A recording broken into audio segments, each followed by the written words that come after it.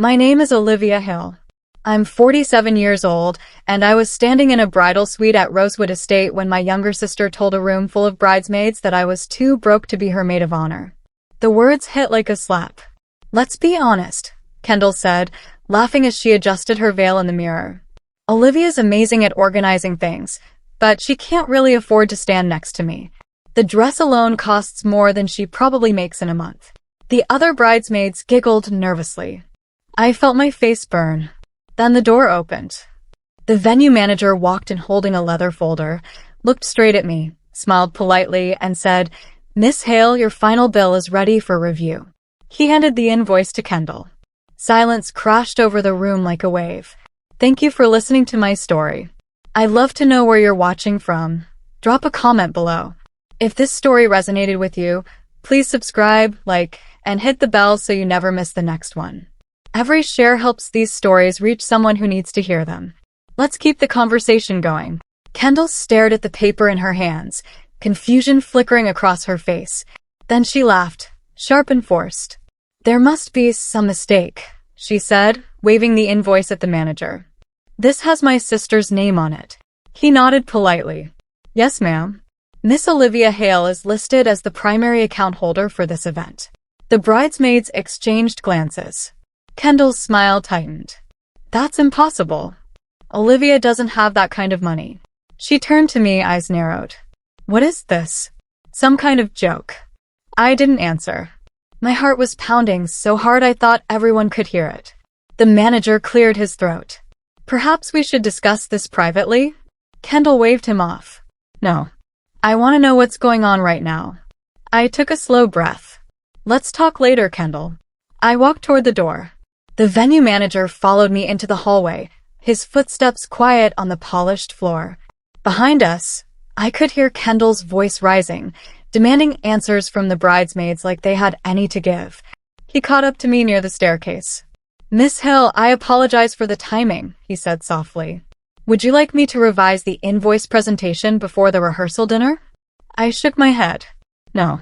Everything stays as we agreed." He nodded, professional as always. "Understood. I'll be available if you need anything." I thanked him and started down the stairs.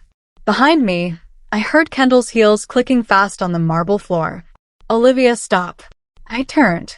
She was standing at the top of the stairs, the invoice clutched in her hand, her face pale.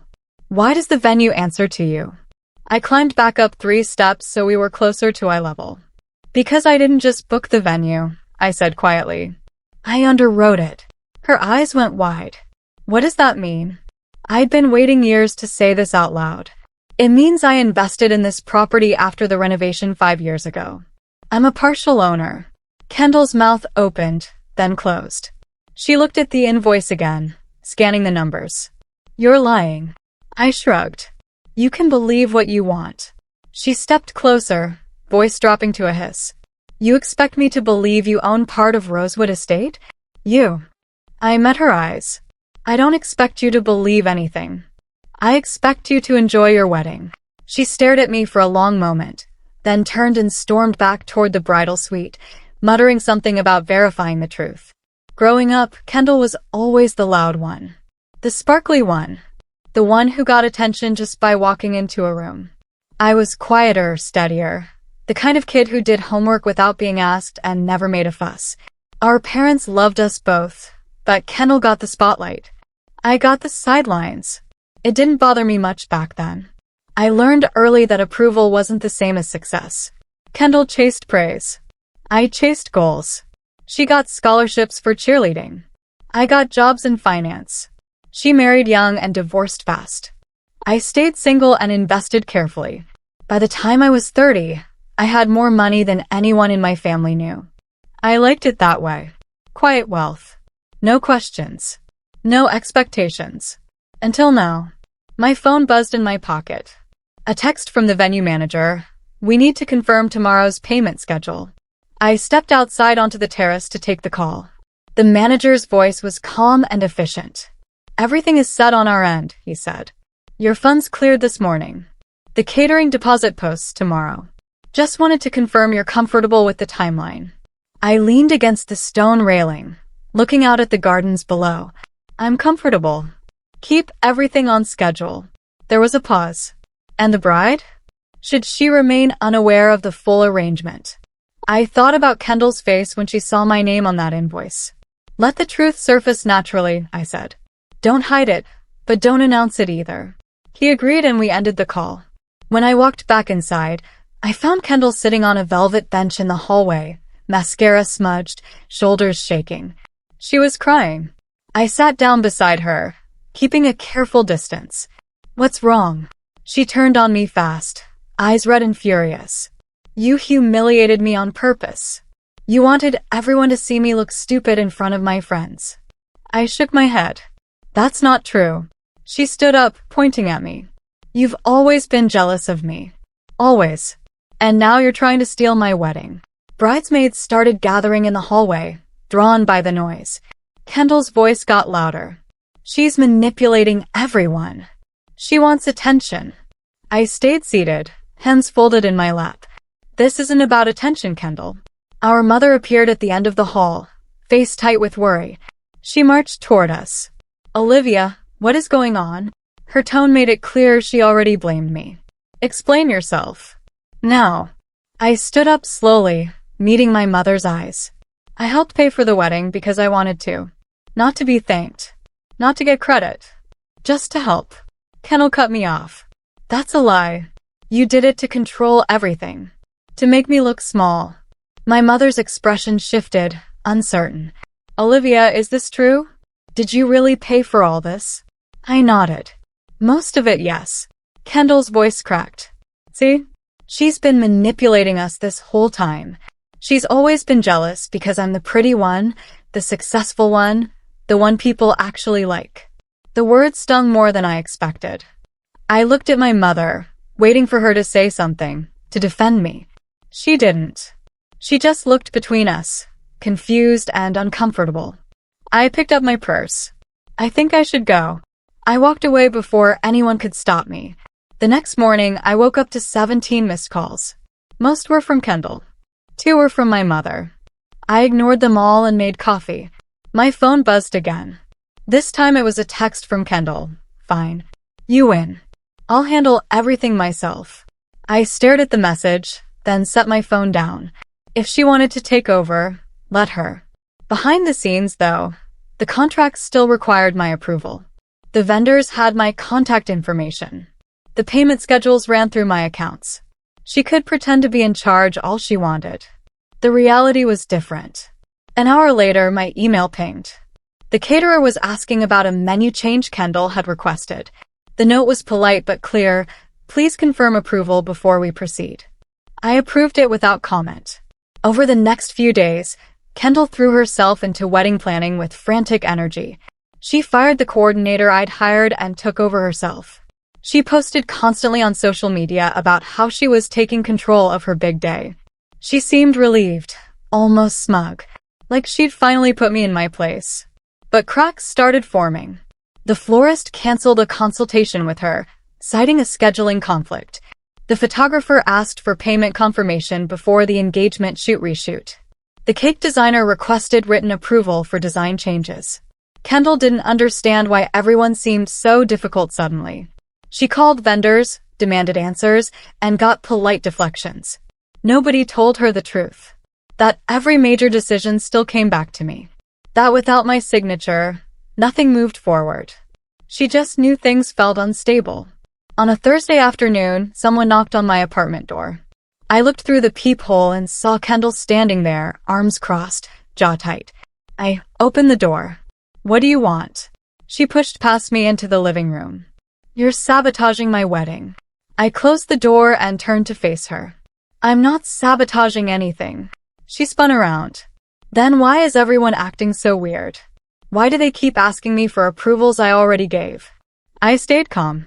Because the contracts you didn't read specify that financial changes require approval from the account holder. That's me. Her face went red. You did this on purpose. You set this up so I'd look incompetent. I shook my head. I set this up to protect my investment. You assumed you were in charge. You never asked. She pointed at me, handshaking. I'm going to expose you. I'm calling the venue owner right now.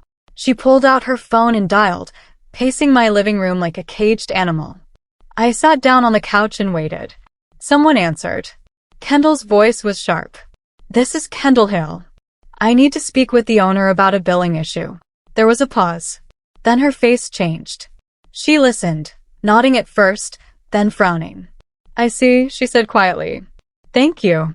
She hung up. Her hand dropped to her side. "He said you saved the venue from foreclosure 5 years ago. That you're one of the primary investors. That everything happening this weekend is because of you." I didn't say anything. She stared at me like she was seeing a stranger. "Why didn't you tell me?" I met her eyes. "Would you have believed me?" Kendall sat down on the chair across from me, the fight draining out of her. "I need your help," she said finally. The words sounded like they hurt. I waited. She swallowed hard. "I'm sorry for how things came out the other day. I didn't mean to embarrass you."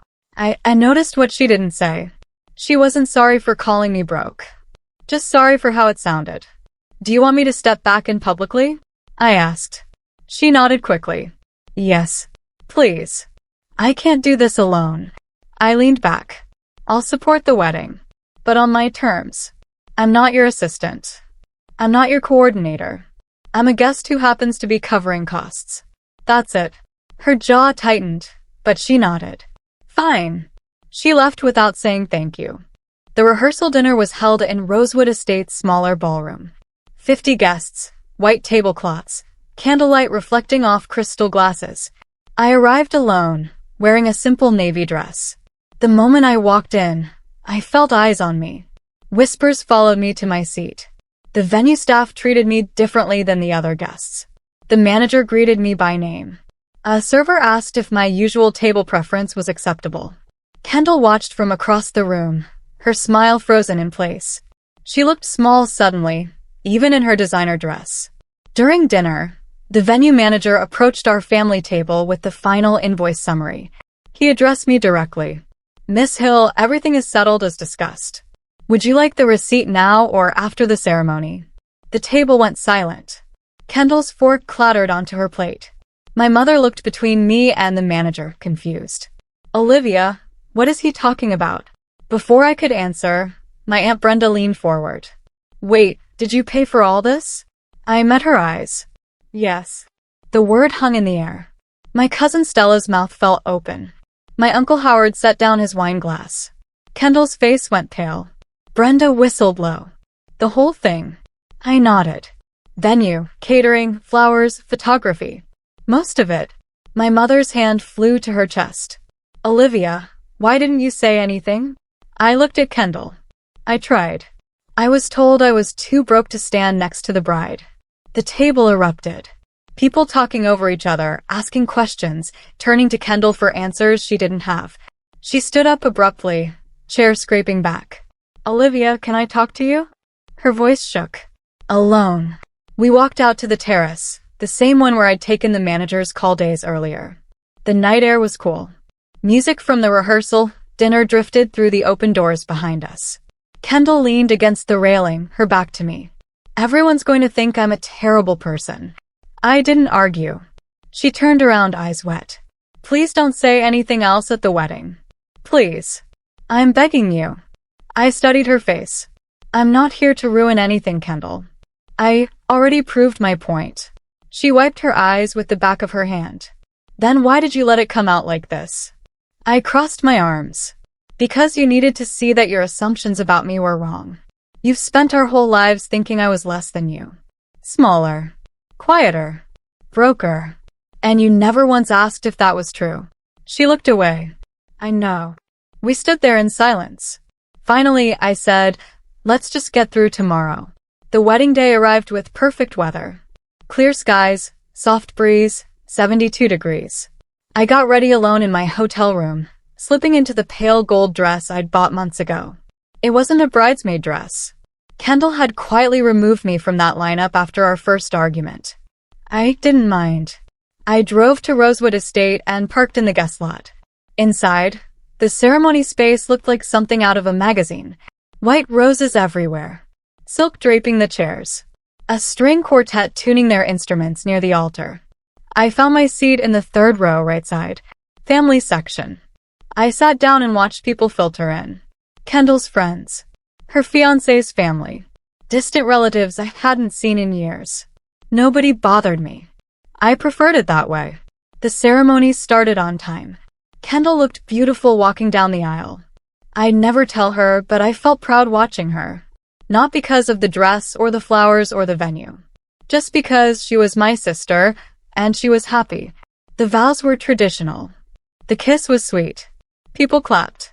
The ceremony ended and everyone moved to the reception hall. I found my table, tucked near the back. I didn't mind.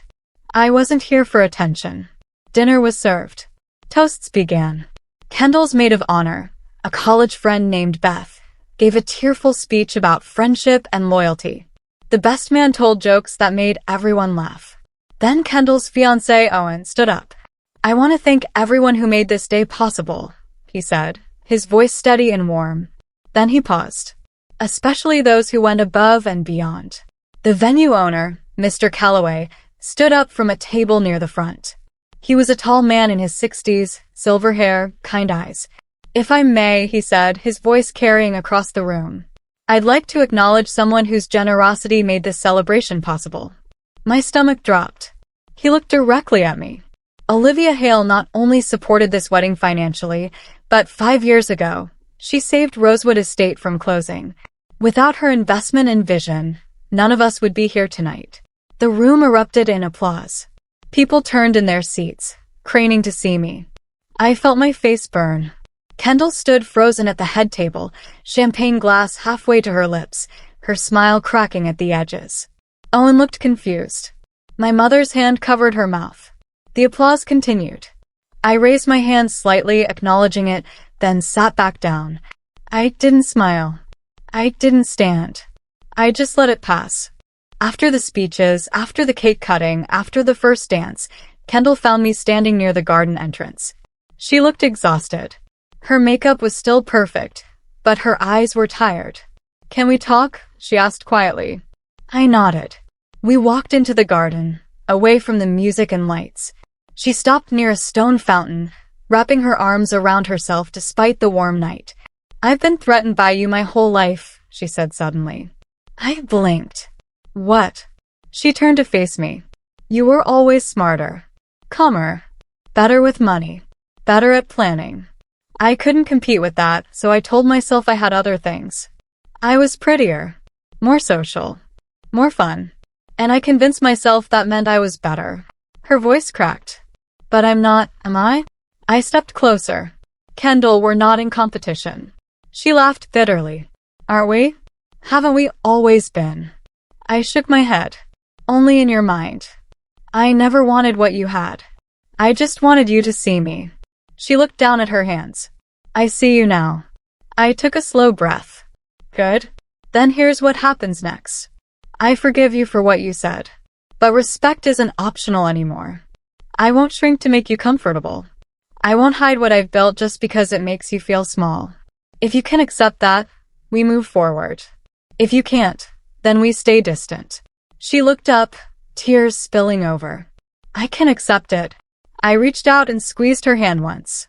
Then we're okay. We walked back inside together. The reception was still going strong. Nobody noticed we'd been gone.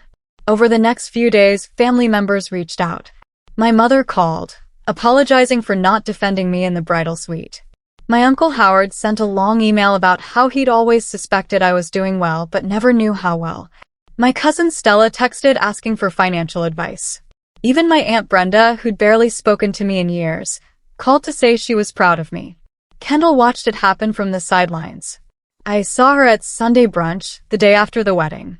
She was quieter than usual, watching people gravitate toward me with questions and compliments.